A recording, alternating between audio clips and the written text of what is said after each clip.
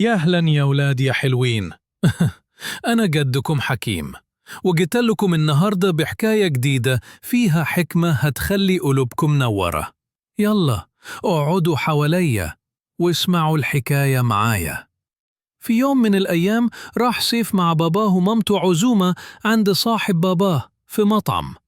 المنيو كان مليان أكل جميل، وصاحب باباه كان فرحان وهو بيقول: اتفضلوا يا جماعة، اختاروا، يا رب الأكل يعجبكم. أول ما شاف سيف المنيو عينيه لمعت وقال: بابا، أنا عايز بيتزا كبيرة، وكمان برجر وعصير مانجا وآيس كريم وكل الحاجات دي. باباه بصله وقال بهدوء: يا سيف، إحنا ضيوف، مش لازم نطلب كل حاجة تعجبنا.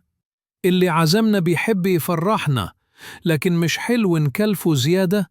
لكن سيف ما سمعش الكلام وطلب حاجات كتير. صاحب باباه ابتسم علشان ما يحرجوش، لكن باباه حس إن الموقف مش ظريف. بعد ما خلصوا وهم راجعين البيت قال له باباه: يا سيف، تعرف إيه معنى الأصول؟ يعني لما حد يعزمك تاخد الحاجة البسيطة اللي تفرحك وتخليه مبسوط، مش تحمله فوق طاقته.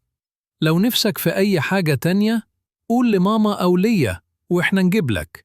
سيف سكت وفكر وبعدين قال: معاك حق يا بابا، أنا حسيت إني أحرجت صاحبك.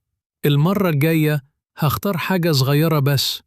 باباه ابتسم وقال: كده تبقى اتعلمت يا بطل، خليك خفيف في الضيافة، الناس هتحبك أكتر. وخلصت حكايتنا يا ولاد. لو عجبتكم القصة ما تنسوش تعملوا لايك للفيديو وتشتركوا في القناة عشان تتابعوا كل الحكايات الجديدة. أنا جدكم حكيم وبحبكم كلكم من قلبي.